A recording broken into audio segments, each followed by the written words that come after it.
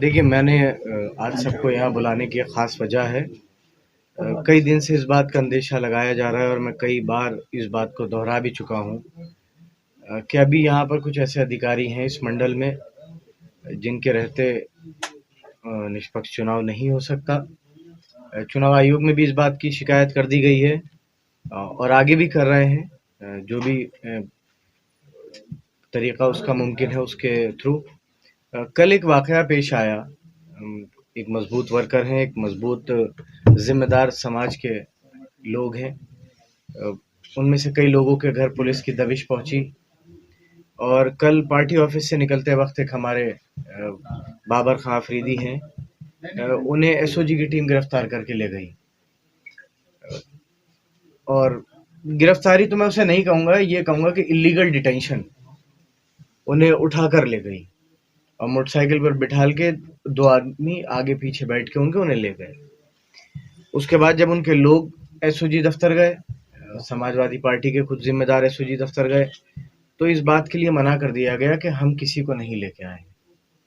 तो उनके परिवार वालों ने फिर ये कहा कि अगर आप नहीं लेके आए हैं, क्योंकि जब उन्हें उनकी गाड़ी से उतारा गया तब ड्राइवर मौजूद था, उसने फौरन घर को इत्तला करी कि अगर आप नहीं लेकर आए हैं तो फिर इसका मतलब है कि हमारा घर का शख्स या फर्द किडनैप हुआ है, तो आप हमारी किडनैपिंग की तहरीर लीजिए। उसके बाद फिर एक सीसीटीवी फुटेज में साफ साफ एसओजी के लोग बाबर खां अफरीदी को ले जाते हुए दिखे। उसके बाद एसओजी ने ये माना कि हाँ हमारे पास है। उसके बाद डीएम साहब से मिलने का वक्त मांगा, उनसे भी मुलाकात की जा रही है। एसपी साहब से भी वक्त मांगा, उनसे भी मुलाकात की जाएगी। जहां जहां पर बड़े अधिकारियों को इसकी इंफॉर्मेशन भेजी जा सकती थी, जिस माध्यम से फौरन भेजी। लेकिन मेरा कहना यह है, और रात में आते आते उन्होंने ये कहा हाँ छोड़ दिया। तो मेरे ख्याल से ये बताना चाहिए कि गिरफ्तार क्यों किया था या इलीगली उठाया क्यों था। और चलिए, आज एक शख्स है, कल कोई और होगा, परसों कोई और होगा। भारतीय जनता पार्टी के उम्मीदवार और जो कांग्रेस पार्टी के उम्मीदवार हैं रामपुर के, उनके साथ मिलकर इस मंडल के एक अधिकारी ने लिस्टें बना बनाकर हर थाने में और हर चौकी में दे दी हैं। और शायद पहली बार ऐसा हुआ है कि कोई कमिश्नर लेवल का अधिकारी बूथों की निरीक्षण के लिए गया है और उसने अलग कुछ निर्देश दिए हैं। और जिस तरीके से पुलिस की कार्रवाई रामपुर वालों के ऊपर हो रही है, जिस तरीके से रेड कार्ड बांटे जा रहे हैं, जिस तरीके से शरीफ लोगों को एक साथ 16 के लिए उनके नोटिस भेजे जा रहे हैं, इलीगली उनको उठाया जा रहा है, धमकाया जा रहा है, मेरे ख्याल से ऐसे निष्पक्ष चुनाव होना बहुत मुश्किल है। मेरी दरख्वास्त है चुनाव आयोग से कि वो कम से कम रामपुर के मामले में दखल दे और मुरादाबाद मंडल के कमिश्नर को स्थानांतरित करे यहाँ से। अब मैं इस सवाल का जवाब भी चाहता हूं कि एक ऐसे अधिकारी जिनका डेपुटेशन बहुत पहले खत्म हो चुका है, जिनका एक्सटेंशन नियमों को ताक पर रखकर किया गया, या तो उनमें कोई ऐसी खूबी है जो सूबे के बाकी किसी अधिकारी में नहीं है, जो उन्हें यहां रखा जा रहा है। अधिकारी तो बहुत हैं, बहुत अधिकारी हैं, या तो उनमें कोई खास ऐसी सलाहियत है जिसकी वजह से उन्हें यहाँ रखा जा रहा है। और अगर ऐसा नहीं है तो किसी और अधिकारी को यहाँ भेजा जाना चाहिए, चुनाव आयोग को भेजना चाहिए, ताकि एक निष्पक्ष चुनाव हो सके। जिस तरीके से पुलिस यहाँ लोगों को धमका रही है,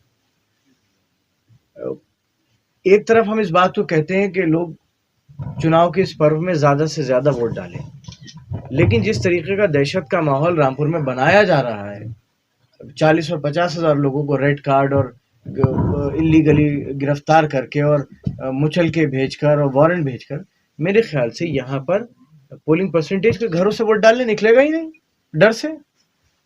और 2019 के बाई इलेक्शन में क्या हुआ था ये सबको मालूम है, और किसके कहने पर हुआ था ये भी सबको मालूम है। लेकिन ऐसे अधिकारियों के रहते और ऐसे लोगों को अगर जैसे कल बाबर खां को उठाया, रात में छोड़ा, ऐसे कैसे चुनाव हो सकता है? और ऐसी चीजों से शहर का माहौल खराब होता है, भय का माहौल पैदा होता है, लोगों का एक पूरी डेमोक्रेसी से और सबसे उनका भरोसा कम होता है। और एक बात और भी है, कुछ सुनने में ये आया है, पहले इस बात की तस्दीक हो जाए, उसके बाद नाम भी बताऊंगा, पूरे वाक़ये भी बताऊंगा कि मुरादाबाद से कुछ एसआई और एसएचओ भेजे गए हैं यहाँ पर, जो खास तौर पर रामपुर में लोगों को डराने और धमकाने, और रामपुर के लोग वोट डालने ना निकले, किस तरीके से उन्हें दबराया जा सके। और आप इस बात को जानकर हैरतज़दा होंगे कि बाबर खां अफरीदी को जब कल पुलिस ने कि भाई तुम वीडियो क्यों डाल रहे हो, तुम उनके हक में फेसबुक पोस्ट क्यों डाल रहे हो, तुम उनके हक में वीडियोस क्यों डालते हो, वो तुम्हारे घर क्यों आए थे। अगर ऐसे लोगों को उठाया जाएगा तो ये निष्पक्ष चुनाव नहीं होगा। कौन कौन से अधिकारी जो आप हटाने की उनकी इस मंडल के उनके लिए कह रहे हैं चुनाव आयोग से कि उन्हें हटाया जाए, उनके रहते निष्पक्ष चुनाव नहीं हो सकता। हमने 19 के बाई इलेक्शन में भी कहा था, पार्लियामेंट में भी कहा था कि उनके रहते नहीं हो सकता निष्पक्ष चुनाव। और अगर मैं तो सरकार से भी ये सवाल है कि ये तो बताना पड़ेगा ना कि एक शख्स जिसके एक्सटेंशन का टाइम पूरा हो चुका हो, जिसका एक्सटेंशन डीओपीटी के नियमों को ताक पर रखकर अगर आगे बढ़ाया गया हो, ऐसे शख्स में ऐसी कौन सी खूबी है जो सूबे का बाकी कोई अधिकारी वो काम नहीं कर सकता। भाई और भी कमिश्नर लेवल के अधिकारी हैं, हमें किसी से एतराज नहीं है, जो कोई भी आएगा अपना काम करेगा। लेकिन अगर मंडल के सबसे बड़े अधिकारी के दफ्तर में बैठकर ये बात तय होगी कि कौन प्रत्याशी कहाँ से लड़े, किस मोहल्ले से किस आदमी को उठाना है, तो मेरे ख्याल से ये बात ठीक नहीं है। सच आप भी जानते हैं, सच मैं भी जानता हूँ। और मेरी चुनाव आयोग से यही दरख्वास्त है कि ऐसे अधिकारियों को तत्काल हटाया जाए ताकि लोगों का लोकतंत्र में विश्वास बढ़े और एक निष्पक्ष चुनाव हो, ज़्यादा से ज़्यादा लोग वोट डालें, अपने वोट के अधिकार का इस्तेमाल करें, और जिसके लिए भी वो अपनी राय रखते हैं वो अपनी राय जाहिर कर पाए। वरना मेरे ख्याल से लोकतंत्र का जो असल मतलब है कि हम सबसे कमज़ोर आदमी को ताकत दें, वो मतलब पूरा नहीं होगा, वो मकसद पूरा नहीं होगा। अच्छा, स्वाट अड्डे पे आप जाते हैं, लोगों को कहना है जब आप गुल्ला बनाते हैं उधर में पुलिस वाले पहले 2 खड़े होते हैं। वैगनार गाड़ी है, उसमें 4 पुलिस वाले मुस्तकिल चल रहे हैं, क्योंकि कोविड के दौर में बहुत लोगों की मौतें हुई और मैं जेल में था। बहुत से लोगों के यहाँ ताज़ियत के लिए भी जाना है, कुछ लोगों से मिलने भी जाना है। जहाँ जाओ वहाँ पुलिस पहले से उनको धमकाती है कि आप यहाँ नहीं बुलाएंगे। मैं कहीं चला जाऊंगा तो आगे पीछे से पुलिस आ जाएगी कि मिलेंगे नहीं तो मुकदमा हो जाएगा।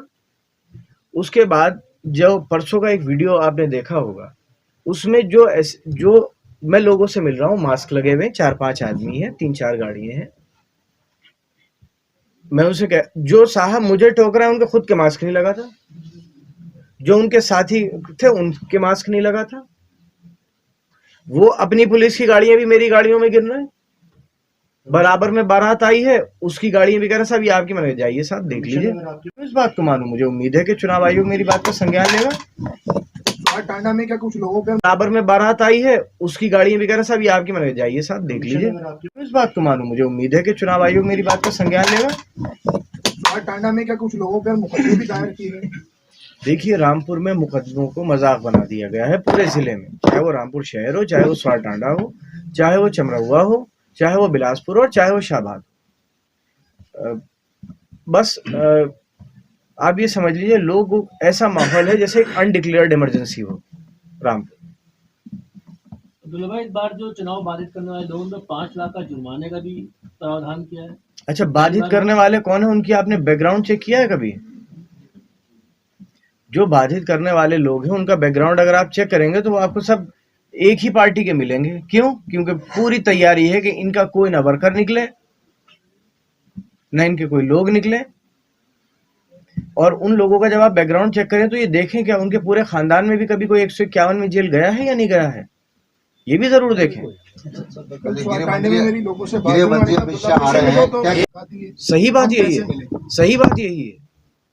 ये बात मैं नहीं कह रहा, ये बात पब्लिक कह रही है। मुझसे मिलने वालों के लिए पुलिस साथ में चल रही है इस बात को कहते हुए कि आप मिलेंगे तो मुकदमा दायर कर दिया जाएगा। और ये सिर्फ इस मंडल के एक बड़े अधिकारियों के कहने पर हो रहा है, और जब तक वो रहेंगे निष्पक्ष चुनाव नहीं हो सकता। गृह मंत्री अमित शाह आ रहे हैं, क्या कहना चाहेंगे? 31 तारीख को आ रहे हैं। कहाँ आ रहे हैं? रामपुर, बिलासपुर। अच्छी बात है, आना चाहिए। मेरी बस यही दरख्वास्त है कि जब वो बिलासपुर आएँ तो बिलासपुर के किसानों को भी बताएँ, क्योंकि बिलासपुर के किसानों ने एक बहुत बड़ा रोल किसान आंदोलन में रहा है। मेरे ख़्याल से लोगों को इस बात का जवाब भी मिलना चाहिए कि उनके गन्ने का कितना भुगतान हुआ। उन्हें इस बात का जवाब भी मिलना चाहिए कि जो 1 साल तक किसान बैठे रहे सड़कों पर, उनकी क्या ख़ता थी। एक नौजवान की मौत भी हुई दिल्ली में, वो नवनीत, जहाँ तक मुझे नाम याद है उस लड़के का, नौजवान लड़का था, कुछ ही दिन पहले शादी हुई थी। मेरे ख़्याल से उसका भी जवाब देना चाहिए। लखीमपुर में जो हुआ, बिलासपुर में उसका भी जवाब देना चाहिए। अच्छी बात है, बिलासपुर आएँ, अच्छा अब्दुल्ला भाई, किसानों से बात करें। कल आपने नामांकन किया है जी। फार विधानसभा। जी। क्या शहर विधानसभा सीट से भी आपने नामांकन किया? नहीं, क्यों करूँगा मैं? आपकी वादा एक मिनट यार। जी। स्वाट से 2 देखिए, हम मैंने कहा ना, हर साजिश के लिए तैयार हैं, और उस साजिश के खिलाफ हमने जो भी हम उससे पहले प्रिकॉशंस ले सकते हैं या उससे पहले उधर चाहे मुख्तार अंसारी हो या आजम खान हो, इस बात का जवाब भी मिलना चाहिए कि जो लोग ऑक्सीजन की कमी से जिनकी मौत हुई, उनकी क्या खता थी। जो लाशें गंगा में तैरती रहीं, उनकी क्या खता थी। लाशों की गिनती ना हो सके इसलिए उनके कफन उतरवा लिए गए या उनके ऊपर बिछा हुआ कपड़ा हटवा लिया गया गंगा के किनारे से, उनकी क्या खता थी। लोग बेरोजगार क्यों हैं, लोग भूखे क्यों हैं। नौजवान पेपर देने जाता है, पेपर लीक हो जाता है, विरोध करने पर वो पीटा जाता है, उसका सर फोड़ा जाता है, उसका हाथ तोड़ा जाता है, उसका पैर तोड़ा जाता है। इस पर बात होनी चाहिए मेरे ख्याल से। अच्छा अब्दुल्ला भाई, एक तेजी से चर्चा ये चल रही है कि आपने 2 जगह से नामांकन किया है, जिसमें 2 जगह में आपकी 2 उम्र है। एक जगह एक नामांकन में कम लिखी है, एक नामांकन में ज्यादा। जो कल नामांकन मैं हुआ। आपको एक बात बताऊं, 29 तारीख को उसकी स्क्रूटनी होगी, आप जो भी होगा आपको सब पता चल जाएगा। अब बहुत से लोगों का चुनाव इसी बात पर है, वो यही उम्मीद कर रहे हैं कि इसका नामांकन खारिज हो जाए, हम जीत जाएंगे। जब रेस में, अब तक तो रेस में अकेले भाग रहे थे, अब तक तो रेस में बहुत से लोग अकेले भाग रहे थे, अब दूसरा दौड़ने वाला आया है। अच्छा एक बात बताइए, मेरे नामांकन से इतना डर क्यों है?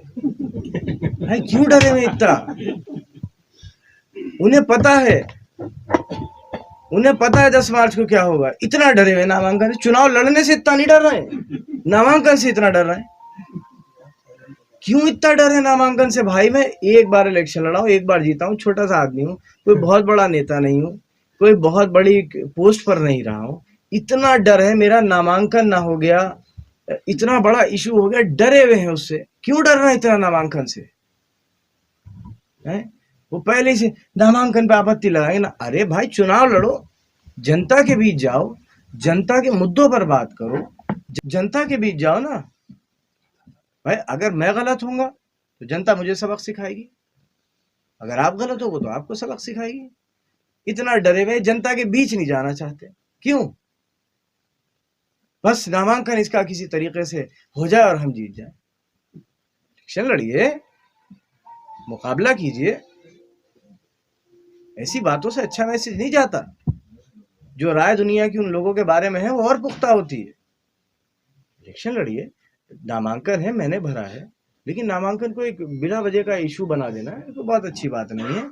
जो चीजें अदालत में है उनका को एक बिना वजह का इशू बना देना है तो बहुत अच्छी बात नहीं है।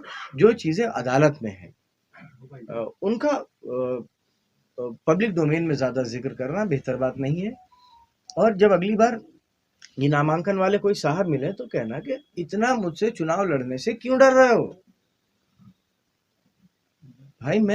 मुझे तो प्रचार तक नहीं करने दिया जा रहा है। मतलब आपके प्रचार से वो आपके नामांकन से डर रहे हैं? अरे वो नामांकन से जीत जाए बहुत बड़ी बात है। अच्छा, किन मुद्दों के साथ आप जनता के बीच में हैं? देखिए, हम लोगों का विकास चाहते हैं, उनकी भलाई चाहते हैं, उनके लिए रोजगार चाहते हैं, उनके लिए इशू को भी खत्म कर दें। जो होगा सामने अदालत का फैसला है, अदालत है, उसके लिए रिटर्निंग ऑफिसर है। नामांकन के मुद्दे को ऐसे करना जो चीज किसी ऑफिसर के सामने हो, उसको उसके फैसले पर छोड़ देना चाहिए। और उन लोगों से भी कहिए कि आप नामांकन को इतना इशू बनाओगे, बड़ा कमजोर मैसेज जाएगा। मैं तो उनसे भी ये कह रहा हूँ कि मजबूती से लड़ें इलेक्शन। एमपी एमएलए मैंने कहा ना, जो कोर्ट की चीजें उन्हें पब्लिक डोमेन में जिक्र करने से कोई फायदा नहीं। जो नामांकन का पर्चा है वो रिटर्निंग ऑफिसर के सामने है, उसका यहाँ जिक्र करने से कोई फायदा नहीं। लेकिन बस मैं वो उन लोगों से कहूंगा कि आप मजबूती से चुनाव लड़ो, जनता के बीच जाओ, चुनाव लड़ो। अगर मैं गलत हूँ मुझे हराओ, कब मना कर रहा हूँ आपसे। भाई आपके साथ अधिकारी हैं, आपके साथ पुलिस है, आपके साथ दो सरकारें हैं, मैं तो अकेला हूँ, मेरे साथ तो कोई भी नहीं है। मेरे साथ तो जो पुलिस वाले चल रहे हैं मुझे उन पर ही भरोसा नहीं है कि वही किसी चीज में रख दें या वही गोली मार दें। मैं तो अकेला हूँ। आपको अपनी सुरक्षा से भी खतरा है? मेरी सुरक्षा बस मेरा मालिक करता है, इसके अलावा जो मेरे साथ लोग रहते हैं वो करते हैं। मुझे किसी की सुरक्षा नहीं चाहिए। मतलब जो आपके साथ सुरक्षा कर्मी है उनसे खतरा वो है मेरी आपको? सुरक्षा के लिए नहीं, मेरी रेकी के लिए लगाए गए हैं कि मैं कब कहाँ हूँ और किससे मिल रहा हूँ। वो मेरी सुरक्षा के लिए नहीं लगाए गए, वो ये इन्फॉर्म करने के लिए लगाए गए हैं कि मैं किससे मिल रहा हूँ और किससे नहीं मिल रहा हूँ। क्या आपने साजिश की बात कही कि कुछ साजिश हो सकती है नॉमिनेशन को लेकर, तो आपको कर लेना चाहिए, नंबर 1। नंबर 2, जिन लोगों को, जो लोग नॉमिनेशन फाइल तो करें, हम ये कर देंगे, हम वो कर देंगे। अच्छा, क्यों इतना घबरा रहे हैं नॉमिनेशन से? भाई अगर मैं गलत हूँ, मैं जनता के सामने जाऊंगा, जनता मुझे उसे जवाब देगी। आप गलत हो, जनता आपको जवाब देगी। उनके ऐसे बात करने से लोगों में उन्हीं के लिए गलत मैसेज जा रहा है।